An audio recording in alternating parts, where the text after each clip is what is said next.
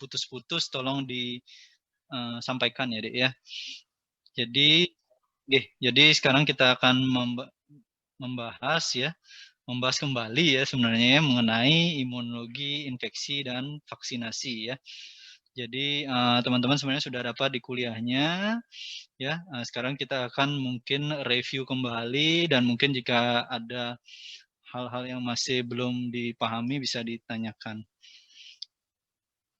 Oke, ya ketika kita membicarakan mengenai imunologi infeksi dan vaksinasi, memang saya ingin menunjukkan dua gambar ya yang mungkin adik-adik terus akan lihat ya atau mungkin saat mempelajari ya untuk ujian blog kan pasti akan melihat gambar ini ya. Jadi pengetahuan kita terhadap imunologi memang diawali dari pengetahuannya terhadap bagaimana respon ya tubuh kita atau respon imun terhadap mikroba ya, patogen penyebab penyakit ya. Jadi diawali dari innate ya, innate immunity atau imunitas yang non spesifik ya, hingga jika memang prosesnya berkenan akan ya direspon oleh sistem imun yang adaptif atau yang spesifik ya. Kalau sistem imun yang non spesifik ya seperti adik-adik ketahui ya ada epitel ya, ada berbagai sel ya seperti sel ya,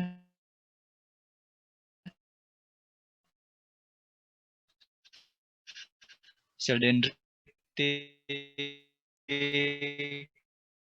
sel natural killer, nanti secara subdiferensiasinya ya, sehingga nanti limfosit B akan menghasilkan antibodi dan nantinya limfosit T akan melakukan suatu ya efek ya ke ya sel-sel yang mungkin sudah terinfeksi oleh mikroba intraseluler misalnya. Dan yang kedua adalah topik mengenai vaksin ya. Ya saya rasa mungkin adik-adik kemarin menonton gitu ya, live stream ya, siaran langsung bagaimana presiden kita disuntik ya oleh vaksin COVID-19 pertama kali yang di Indonesia. Ya, jadi ini jadi diskusi yang menarik. Kenapa? Karena pandemik ini salah satu yang dianggap merupakan solusi, ya, meskipun solusi yang lainnya adalah 3M tersebut, ya, salah satu solusinya adalah vaksinasi. Ya. Jadi semua negara berlomba-lomba untuk membuat vaksin, ya, dan akhirnya nantinya diberikan kepada masyarakat untuk mengendalikan pandemi ini. Jadi tentunya topik-topik ini sangat relevan ya dalam pandemik yang kita hadapi sekarang ini. Oke, pertama saya akan melakukan quick survey ya, Dek ya. Jadi silakan adik-adik ambil smartphone-nya ya.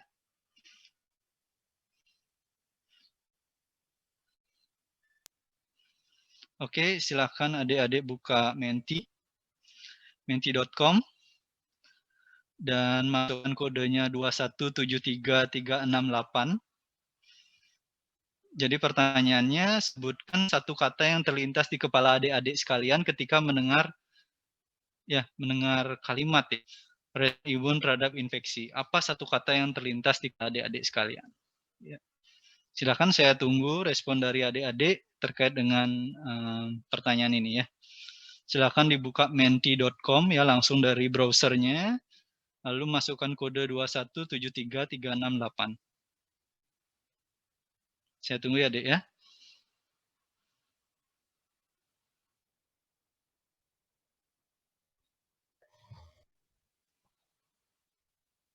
Ya.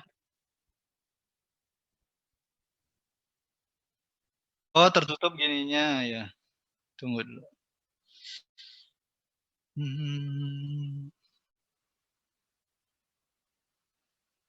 Masih tertutup ya, Dek?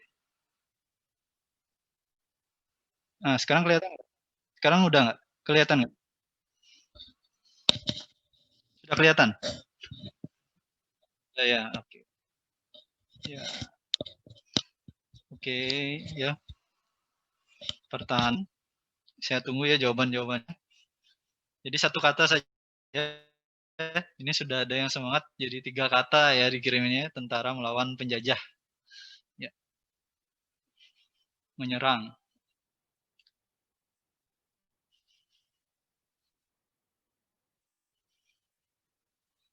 Silakan deh, nggak akan muncul namanya ya, jadi bebas saja jawabnya ya.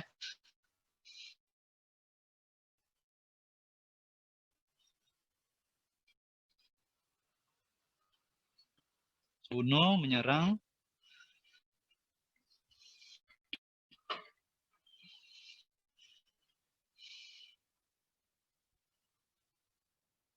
Permisi dokter. Ya dek, silakan, kenapa dek? Kodenya itu nggak kelihatan jelas dokter. Jadi kayak share screen-nya itu pecah Oke, mungkin karena saya sinyalnya. oke, pecah ya.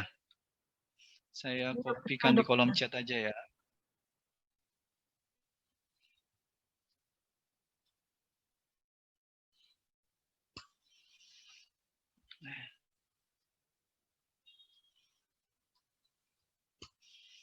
Ya, saya kopikan di kolom chat ya. Saya coba tidak optimize dulu ya.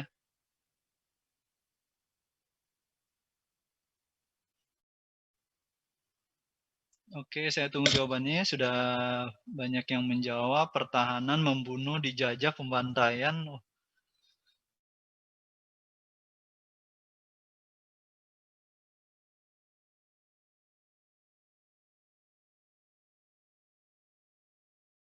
jenis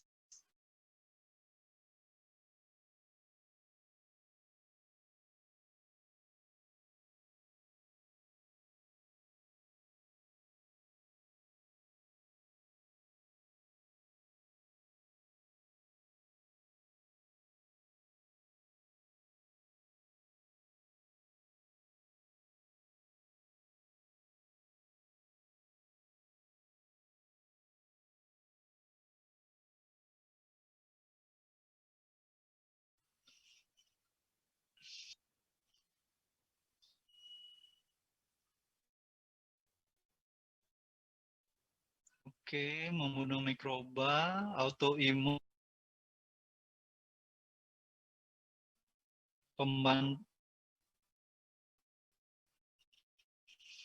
founding titan, tahanan, opsonisasi, fagositosis ya.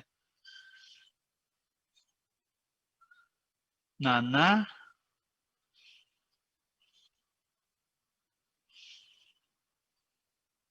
Kopassus membunuh mikroba, memusnahkan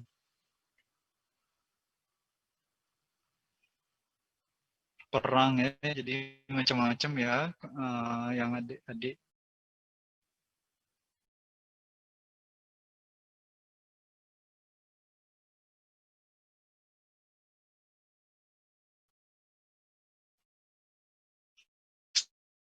Ini ya.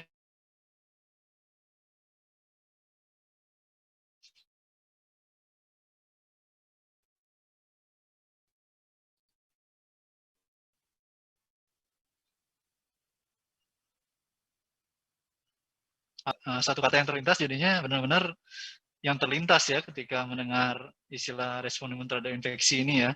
Jadi ada destruksi, melawan, ya, pertahanan, pembantaian, pembunuhan. Oh ini serem-serem semua nih kata-katanya ya. Ada ya, jadi ada juga menyebutkan makrofag, opsonisasi, fagositosis ya.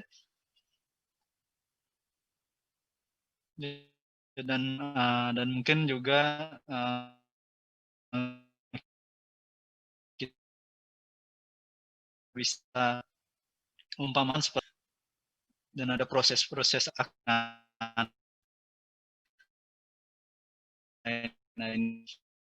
itu mungkin yang terlintas di pikiran adik-adik ya ketika mendengar kalimat respon terhadap infeksi ya. Ini menarik, ini Titan nih saya juga. Nah, ini senang anime ya, jadi founding Titan ya. Oke, saya cukupkan dulu ya dek ya. Artinya ini saya sudah mendapat gambaran apa yang adik pikmat respon imun terhadap infeksi ini ya. Saya akan lanjutkan dulu.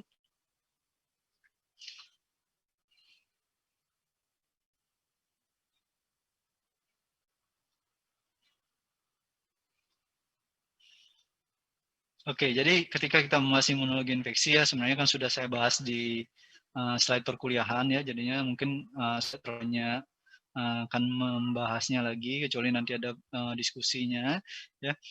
Jadi ini yang selalu saya tekankan pada adik-adik ya. Jadi pertanyaan-pertanyaan yang adik tanyakan di pleno itu adalah konsep dasarnya dijawab dengan prinsip ini ya. Yang kita pelajari dalam imunologi infeksi saat ini adalah superficialnya saja deh ya.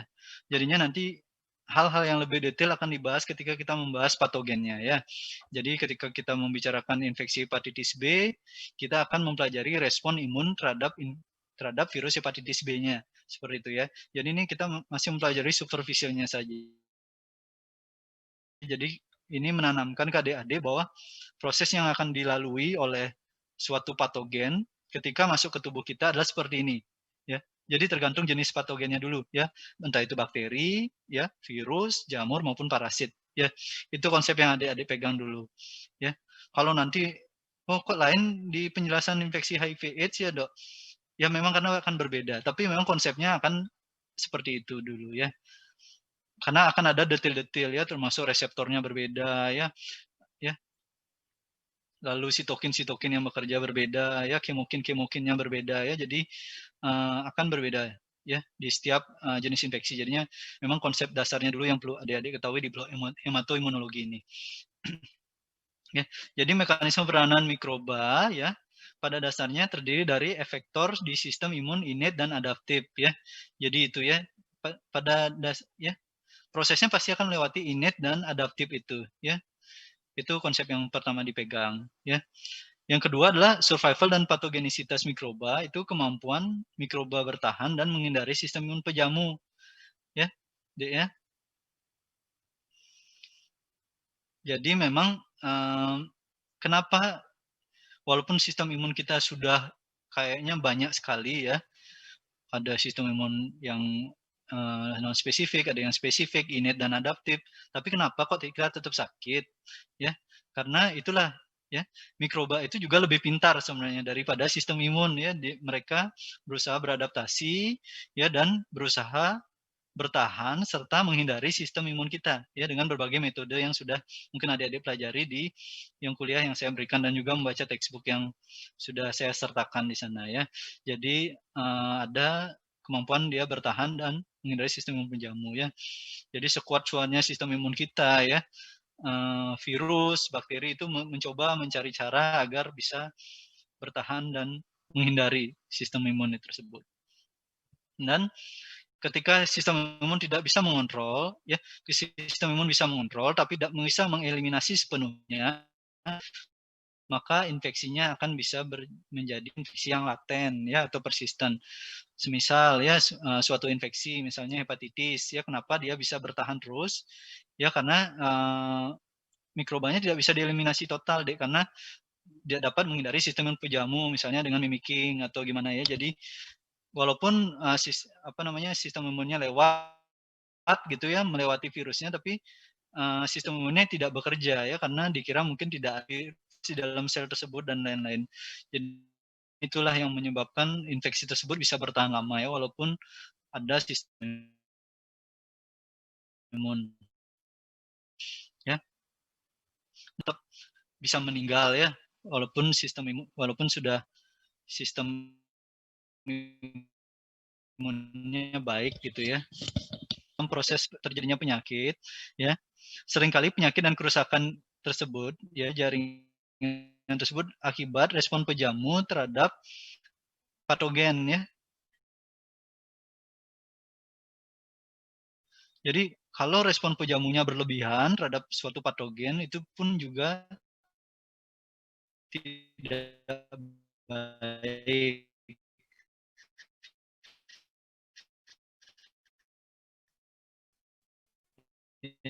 ya.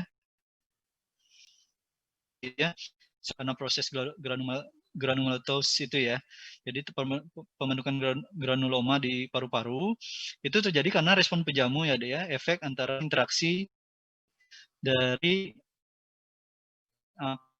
patogennya dan sel-sel pejamu, sel-sel dari imun kita ya. Jadi itu menyebabkan seperti tadi nanah ya, atau mungkin sel-selnya rusak ya karena efek dari sel-sel imun yang utamanya yang misalnya sitotoksik, misalkan dia merusak atau menghancurkan sel yang terinfeksi ya seperti itu. Jadi itu prinsip dasarnya yang perlu diingat ya Dek ya.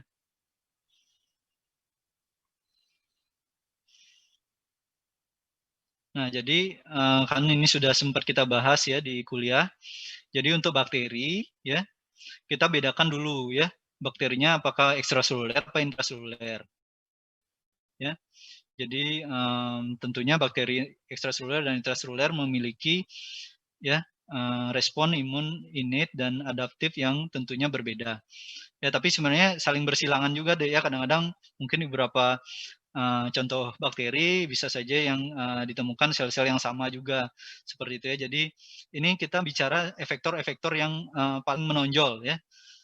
Jadi efektor-efektor yang paling menonjol untuk masing-masing respon imunnya ya.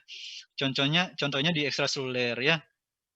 Di sana innate, untuk innate dia aktivasi komplement, fagositosis, respon inflamasi dan innate lymphoid cell. Sedangkan untuk adaptifnya ya imunitas humoral dengan antibodi serta aktivasi CD4 plus T-cell ya, tidak sampai mengaktifasi dari CD8 plusnya ya. Itu yang perlu diingat dari ekstraseluler. Untuk yang intraseluler ya, innate immunity-nya ya sel fagosit juga ya, sama ya untuk innate. Lalu ada tambahannya sel natural killer serta innate lymphoid ya. Sel innate lymphoid-nya ya, tipe 1 yang tipe 1. Untuk adaptive immunity-nya ya sebenarnya mirip ya Dek ya, mirip. Ya jadi lebih ke cell mediated immunity ya Dek ya. Kalau antibodinya tidak terlalu ya berperan karena dia sudah berada di intraseluler. Jadinya antibodinya tidak bisa berdampak ke sel yang sudah terinfeksi oleh bakteri intraseluler ini. Jadinya memang digunakan yang T-cell ya, sel T, jadinya sel T CD4+ dan sel T yang CD8+ ya. Dan karena sudah mengaktifasi cell mediated immunity itu biasanya akan ada aktivasi dari sel-sel makrofag ya. Inilah yang menyebabkan tissue injury atau kerusakan jaringan pada kasus-kasus infeksi yang intraseluler terutama ya. Karena aktivasi makrofag ini. Selain juga nantinya setiap bakteri kan memiliki faktor virulensi masing-masing ya. Jadinya dibaca lagi ya mengenai faktor virulensi bakteri, virus dan parasit yaitu menimbulkan kerusakan-kerusakan yang menyebabkan patogenesis suatu penyakit infeksi. Ya, Dek, ya. Oke, untuk lebih jelasnya kita tonton melalui video ya. Jadi biar ada gambaran.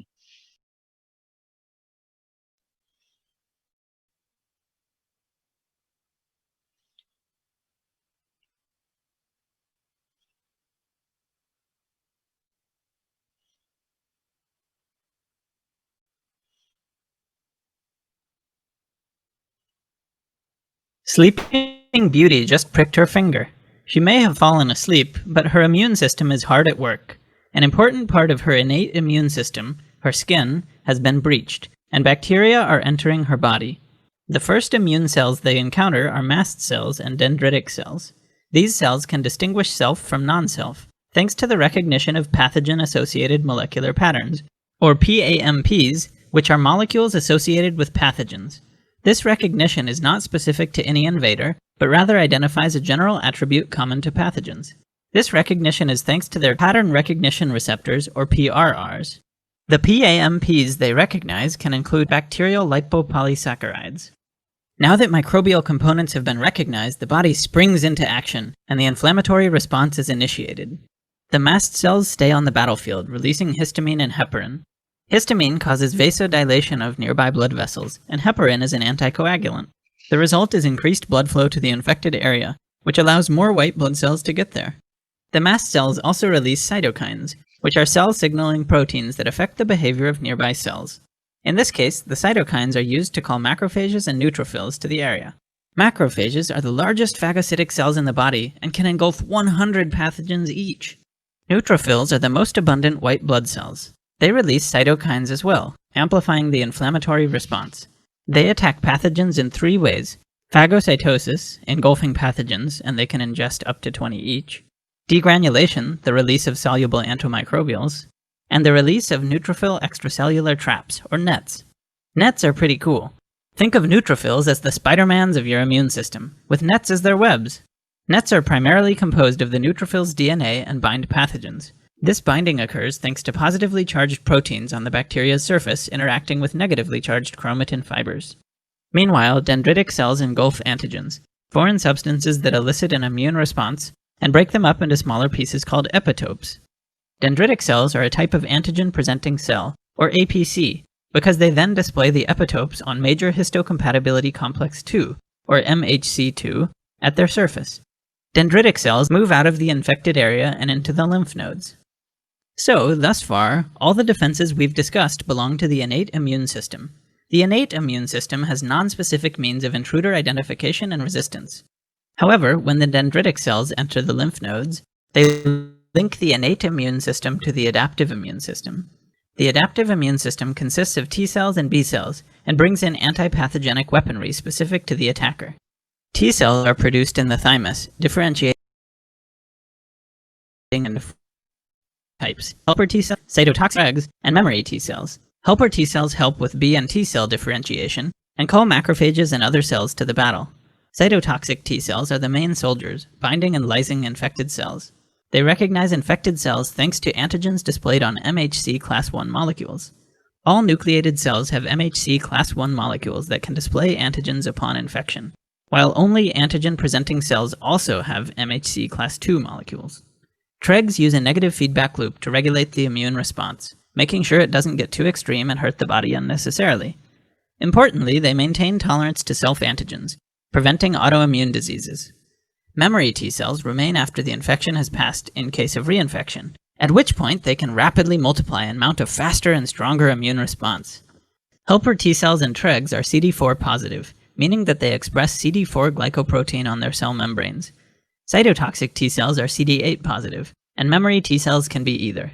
T cells are specific to one antigen. After leaving the thymus, they circulate the body until an APC presents an antigen that matches their T cell receptor, or TCR. Following this initial activation, the T cell's CD4 or CD8 molecule also binds the MHC of the APC, stabilizing the connection. Helper T cells and cytotoxic T cells also need secondary signals, as well as cytokines, to become fully activated. Following these signals, the T cell begins to divide rapidly, and moves to the site of inflammation to fight the pathogen. At the infection site, mast cells, neutrophils, and epithelial cells can produce cytokines to induce further activation and proliferation of the T cells. Immature B cells can be activated either by attaching to a free-floating antigen, or thanks to helper T cells or dendritic cells that present an epitope matching their B cell receptors, or BCRs. BCRs consist of a membrane-bound antibody, which is a large Y-shaped protein that binds antigens, CD79A and CD79B. The B cell receptor and antigen undergo cell-mediated endocytosis. Recognition of an antigen stimulates B cells to proliferate, and the activated B cells undergo clonal expansion. As they proliferate, these many clones undergo somatic hypermutation. Basically, an enzyme called activation-induced deaminase, or AID, introduces point mutations into the clones. For some clones, this results in an increased affinity to the antigen, while for others, this means a decreased affinity. The antigen is proteolytically broken down, and an epitope is then displayed on the B cell's surface, attached to an MHC class II protein. Before the B cell can do anything, a helper T cell with a complementary TCR and CD4 positive glycoprotein must bind the antigen. The T helper cell then releases cytokines that let the B cell take the next step. This is a safety mechanism to prevent accidental activation of the B cells. The B cells that have decreased affinity then undergo apoptosis, while the B cells with increased affinity differentiate, becoming either a plasma cell or a memory B cell. The plasma cells produce antibodies matching their BCRs into the blood and lymph. Meanwhile, the memory B cells store antibodies in case of future reinfection. When antibodies bind antigens, they label them for destruction by cells such as macrophages and neutrophils. B cells mediate your humoral immune response, so called because it involves substances in your body fluids. So at the end of the day, Sleeping Beauty wasn't just saved by Prince Philip, but through the collaborative efforts of a whole army of immune cells inside her. The primary immune response beat the infection. A primary immune response is the immune system's response to the first exposure to a particular pathogen. There is a latent period during which the adaptive immune system is mobilized, since appropriate T and B cells need to be found and cloned. However, memory T and B cells ensure that a secondary immune response, should the same pathogen ever reinfect, will be much stronger and faster. If you like this video, please like and subscribe.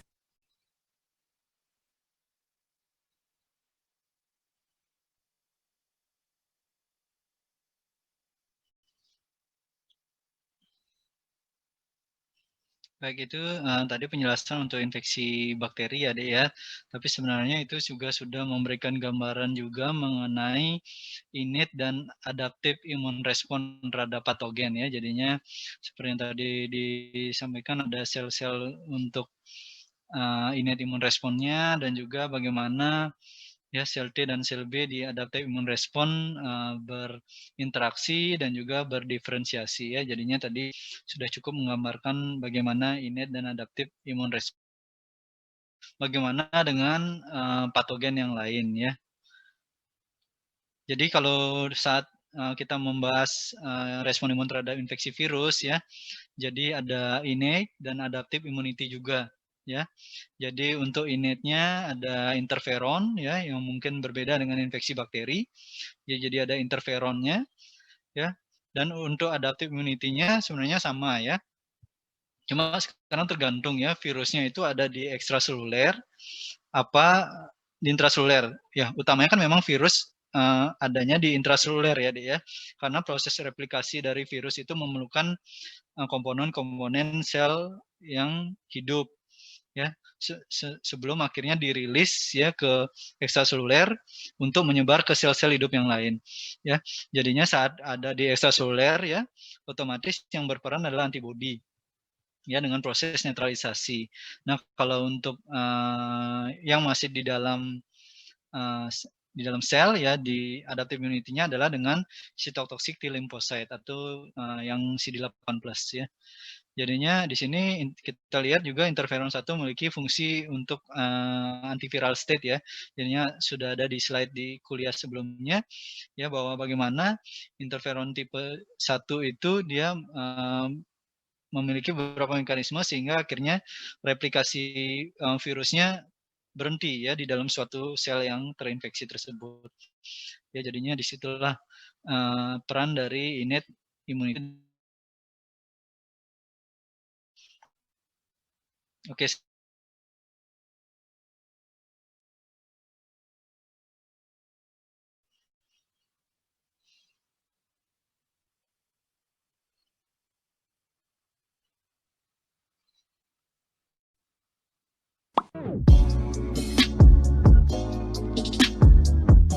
So in the last video we spoke about the basic structure of a virus, and in this video I want to talk about what the body does in order to combat a viral infection. So there's 4 main mechanisms the body uses to kill viruses in the body. The first one is with cytotoxic cells. To understand this better, normal healthy cells have this special receptor on their cell surface called class 1 major histocompatibility complex, which contains a protein. When a virus infects a cell, it starts to take over the protein production inside the cell. Some of the viral proteins it produces ends up being attached onto this very same receptor, the class 1 major histocompatibility complex. So these proteins are now attached onto that receptor on the surface of the cell which contains the virus. And one type is called the cytotoxic T cell. They circulate the body almost like a police car, checking if the proteins which are presented on these MHC receptors are the right ones. And if this cytotoxic T cell detects a viral protein, it starts to release cytotoxic factors. Cytotoxic factors are kind of like break. One of them is called perforin, which makes holes in the cell. These granules also contain an enzyme called granzymes, which enter the cell via the holes made from perforin, and they initiate a process called apoptosis, which is like cell self-destruction. Some viruses are actually adapted to hiding from T cells, so to avoid detection, they stop these MHC receptors presenting any proteins, so the T cells don't know that there's a virus inside. In this scenario, we have a different immune cell, which is called a natural killer cell, which recognizes that the cell isn't displaying as many MHC receptors as it should be, so they release toxic substances to kill the cell. Interferons are another way the body can protect itself from viruses. When a virus has infected a cell, they start producing very small proteins called interferons. These interferons can directly affect the ability of the virus to replicate itself. At the same time, neighboring cell that they are infected with the virus, so the surrounding cells increase the amount of MHC class 1 receptors on their surface, and since the infected cell isn't presenting as many, the T cells know that the cell is infected with a virus. The last method the body uses to eliminate viruses is via antibodies. Antibodies look like this. They actually stick onto viruses, making them unable to infect other cells. Several antibodies can work to all stick together in a process called agglutination, which allows for better recognition of the virus by immune cells. Another thing that the antibodies can do once they have stuck onto a virus is that they bind onto Fc receptors on phagocytes sites of immune cell, which engulf or actually kind of eat up the virus, and they destroy it once the virus is inside. But they need to be activated by this Fc receptor by antibodies first. Oke. Untuk infeksi virusnya ya, jadinya respon imun terhadap infeksi virus seperti yang tadi sudah disampaikan di slide dan juga di video. Ya tadi terkait dengan interferon ya, sel NK, lalu juga bagaimana peran antibodi untuk yang ekstraseluler ya, virus di ekstraseluler, dan sitotoksik di limfosit untuk yang di dalam sel ya, intraseluler ya, dalam sel. Jadinya itu proses-proses yang terjadi pada innate dan adaptive immune response-nya. Oke, sampai di sana ada yang mau?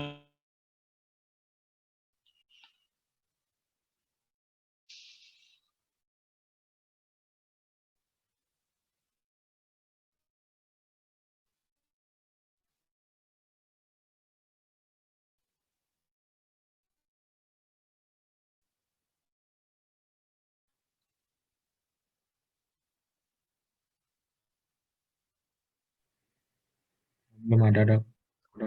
Belum ada ya. Oke, partisipannya berkurang ya, Dek ya. Semoga nanti bisa bergabung kembali ya. Oke, ya saya lanjutkan dulu berarti.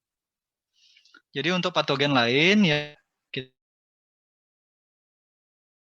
juga ada parasit ya. Jadi kita ketahui ya jenis-jenis patogen kan ya, ada bakteri, ya virus, jamur, parasit. Ya, tambah lagi satu adalah prion ya, prion ya, yang berupa protein saja. Jadi untuk patogen lain ya, jamur di kulit, mediator utamanya adalah neutrofil dan memfag. Ya, karena ukurannya juga ya, terkait ukuran dan proses respon imunnya. Dan untuk ya, ada yang ekstraseluler dan juga ada yang intraseluler ya. Jadinya itu perlu kita ketahui jenis-jenisnya ya. Kalau untuk jamur yang ekstraseluler memang peran T helper cukup ya berperan di sana ya. Dalam kalau yang di T helper 17 yang cukup berperan dalam proses eliminasi dari patogen jamur ya di ekstraseluler. Nah, untuk intraselulernya ya tetap yang berperan adalah cell mediated immunity-nya. Kalau tipe parasitnya apa ya? Kalau pada protozoa umumnya innate immunity-nya adalah fagositosis. Kalau pada cacing ya innate immunity-nya adalah eosinofil, fagositosis, dan aktivasi komplement. Baca nanti di buku sumbernya lebih detail mengenai proses-proses ini ya. Termasuk juga adaptifnya ya. Jadi untuk adaptifnya ya, memang di sini tergantung tipenya ya, apakah dia protozoa ya. Kalau contohnya protozoa ini pada Leishmania major dia menggunakan cell-mediated immunity yang diperantari oleh T helper 1. Ya. Kalau pada cacing ya dia agak sedikit berbeda, dia diperantari oleh T helper 2 ya sehingga direspon oleh IgE yang tentunya kita ketahui kan IgE itu dia menempelnya pada mas ya, sel mas ya, jadinya dia nanti akan sel mas ini akan nanti merespon ya infeksi cacing tersebut.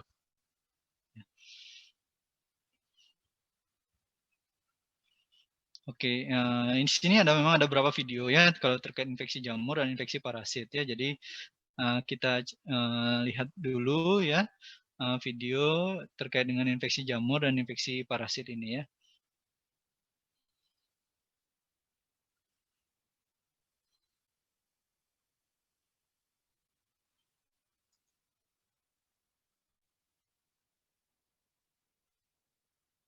Recognition of fungi and activation of immune response.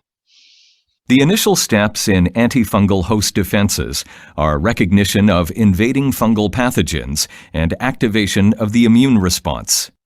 Host defenses encounter airborne fungi, such as Aspergillus and the zygomycetes in the respiratory tract, and Candida at cutaneous, mucosal, and gastrointestinal sites. Surface can invade the bloodstream through catheter insertion sites. Airborne fungi such as Aspergillus and the zygomycetes are inhaled into the lungs. Fungal spores that evade anatomical barriers. Candida cells, which normally reside within the GI tract, can invade the peritoneum and bloodstream when there is mucosal injury. Fungi and fungal particles bind to opsonins. Opsonized and non-opsonized fungi bind to macrophages and dendritic cells. Fungi may bind to opsonins such as complement and antibodies. Recognition of fungi is facilitated by pattern recognition and opsonic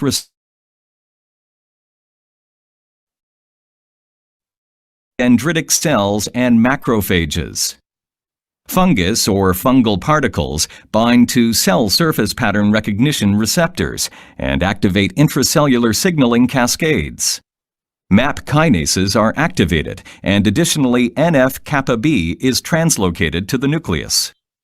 At the nucleus, genes for cytokines and chemokines are transcribed. Cytokines and chemokines are synthesized and released from macrophages and dendritic cells. Macrophages, neutrophils, and lymphocytes are activated by signals from cytokines and chemokines. Immune cells are recruited to the area of infected and damaged tissue.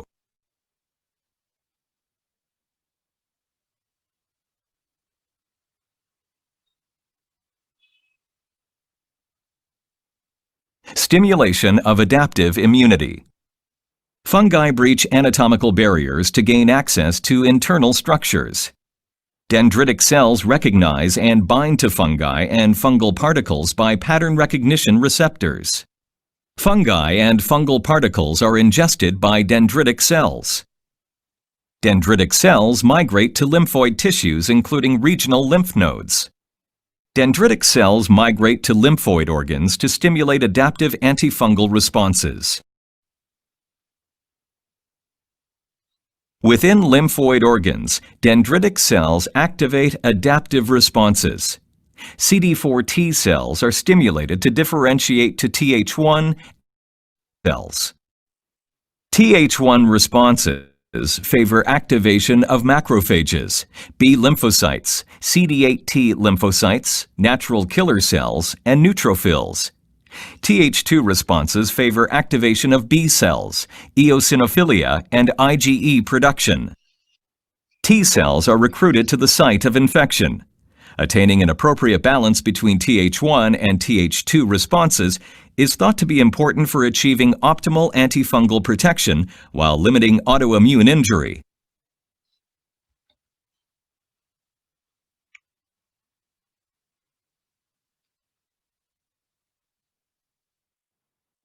Phagocytosis and fungal killing.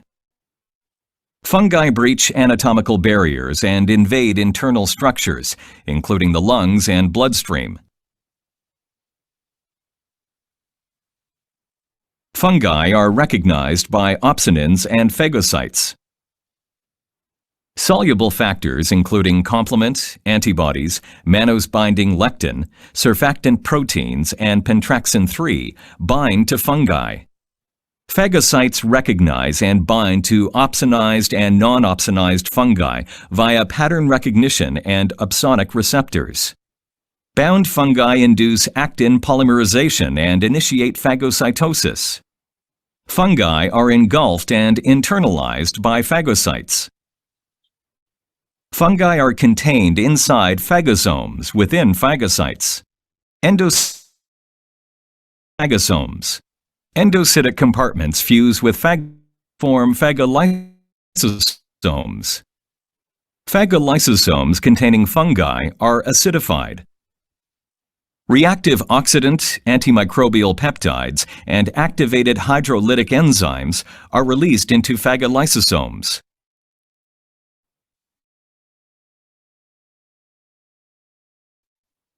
And non-oxidative mechanisms.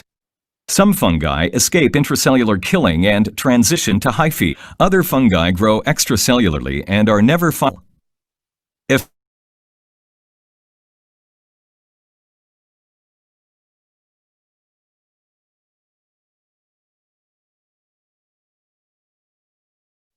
this provides an additional mechanism for the immune system to damage and kill fungal targets, such as hyphae, that are too large for phagocytes to ingest.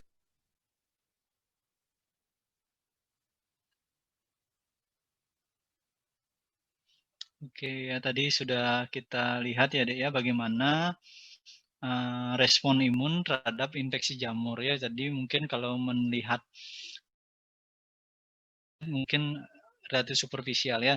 Tapi tadi sudah Adik-adik lihat ya bagaimana fagositosis dilakukan oleh makrofag ya yang pada jamur ya yang sudah di sensor atau di radar ya dan reseptornya menempel pada makrofag akhirnya difagositosis. Dan untuk yang akhirnya bisa melewati makrofag dengan berbagai mekanisme evasi sistem imunnya ya akhirnya dia dimusnahkan atau mungkin direspon oleh neutrofil ya dengan cara-cara yang tadi sudah disampaikan ya, apakah menggunakan reaktif oksigen spesies atau menggunakan mikrobial peptide yang diproduksi oleh neutrofil atau mungkin didekati dan dikerubungi oleh neutrofil sehingga jamur yang berbentuk hifa tadi itu yang bentuknya besar sehingga agak sulit dimakan atau difagosit oleh makrofag akhirnya dihancurkan oleh neutrofil tersebut ya. Jadi memang itu sangat bergantung dari tipe dari jamurnya ya, apakah di dalam sel ataukah dia di ekstrasel ya. Tergantung bentuk-bentuknya jamur. Kan kita mungkin di blog BP3T masih ingat ya Dek ya mengenai bentuk-bentuk jamur ya. Jadi disitulah nantinya akan diketahui peran dari masing-masing ya mediator-mediator tersebut. Ya. Saya akan lanjutkan video yang terkait dengan parasit ya.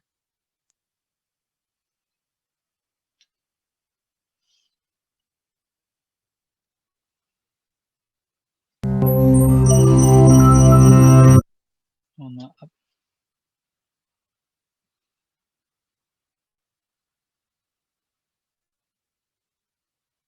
In response to parasitic infection, there is an increase in the concentration of IgE antibodies produced by B lymphocytes in the infected organs. These antibodies bind with the parasite and mast cells.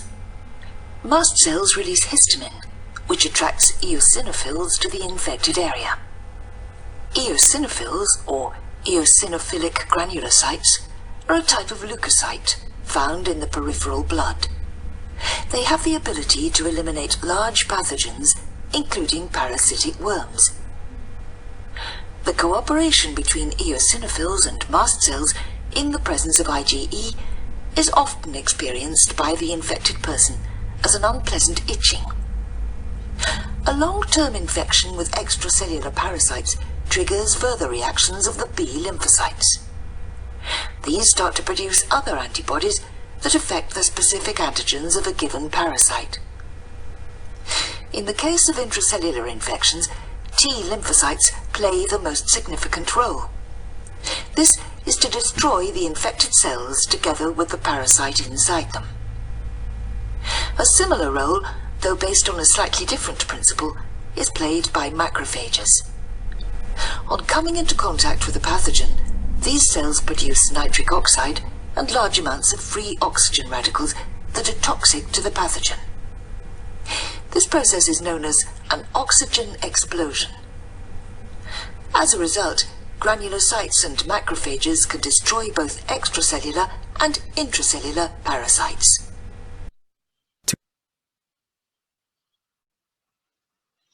Ya, oke, itu tadi parasit ya, pada infeksi parasit ya.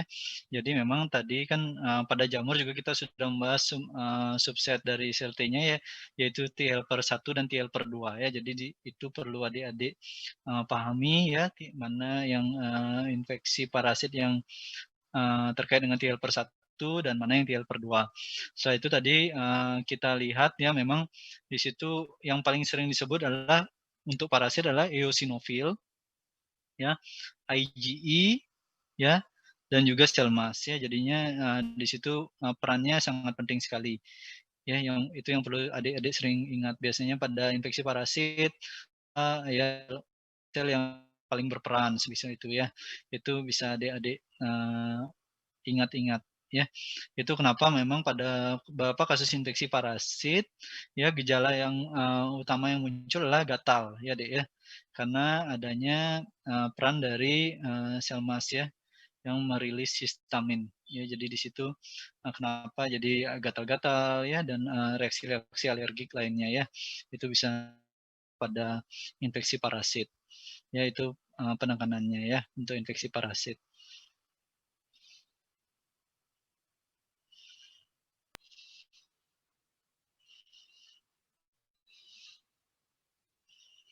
Sampai di sana ada pertanyaan, Dek, untuk infeksi jamur dan parasitnya? Apakah ada pertanyaan? Mungkin tuh saat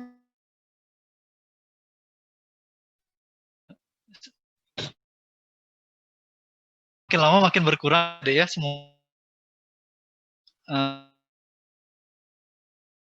sudah pernah dipelajari ya, tapi memang murni karena ada kegiatan lainnya ya. Jadi terima kasih untuk yang adik-adik mahasiswa yang masih mengikuti ya. Saya lanjutkan ke slide berikutnya, yaitu mengenai imunologi vaksinasi. Ini sebenarnya sudah saya jelaskan semua di materi perkuliahan ya, terkait dengan imunologi vaksinasi, dan di BP3T juga mungkin jika adik-adik ingat kita pernah membahas hal ini ya, mengenai vaksinasi ini. Ya, jadi pada prinsipnya memang kita perlu mengetahui kekebalan tubuh ya. Ada yang natural, ada yang acquired ya, ada yang alamiah, ada yang didapat. Dan dari kedua pembagian ini ada yang aktif ya, diperoleh secara imunitas aktif diperoleh secara alami melalui sakit, dan buatan yaitu dengan vaksinasi, serta juga imunitas pasif yang diperoleh secara alami dari ibu ya melalui plasenta, dan juga dapat diperoleh juga secara buatan ya, diberi dengan penyuntikan imunoglobulin misalnya ya, atau serum yang mengandung antibodi ya. Itu untuk kekebalan tubuh ya. Kalau definisinya imunisasi ya upaya untuk menimbulkan atau meningkatkan kekebalan seseorang terhadap suatu penyakit ya, sudah kita pernah bahas. Lalu imunisasi pasif dan imunisasi aktif ini harus dibedakan ya Dek ya. Ini sering sekali tertukar ya adik-adik, sering salah sebut ya. Untuk imunisasi pasif kita memberikan antibodi ya. Jadi imunisasi pasif itu kita memberikan antibodi, pada imunisasi aktif itu kita memberikan antigen ya. Nah, untuk vaksinasi ya, itu adalah proses imunisasi aktif ya. Jadi karena diberikan antigen ya, dan preparat disebut sebagai vaksin.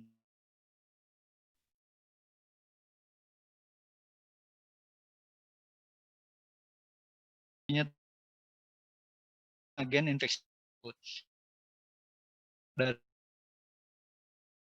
antigen. Ya maksudnya dari patogen-patogen tersebut ya. Lalu ada vaksin ya yang mengandung yaitu preparat yang mengandung agen infeksi tersebut atau mengandung antigen yang diperlukan ya. Ya vaksin sampai saat ini yang kita ketahui masih vaksin bakteri dan vaksin virus ya deh. Ada mungkin vaksin untuk parasit yaitu malaria tapi masih dalam tahap uji klinis ya. Jadi sampai saat ini kita masih mengetahui ada vaksin bakteri sampai bakteri virus saja, vaksin untuk virus saja ya.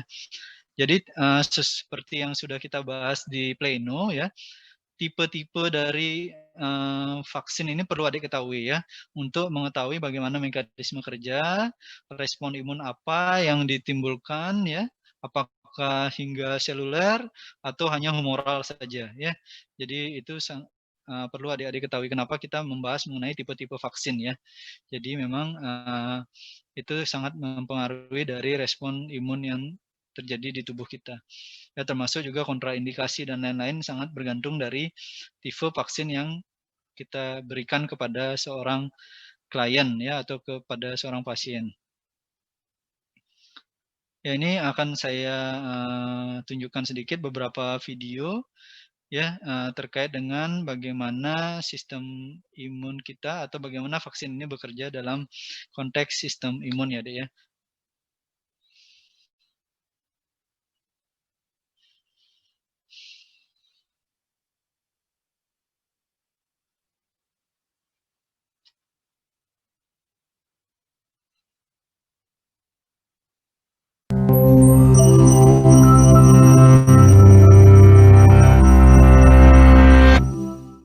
In 1796, the scientist Edward Jenner injected material from a cowpox virus into an 8-year-old boy, with a hunch that this would provide the protection needed to save people from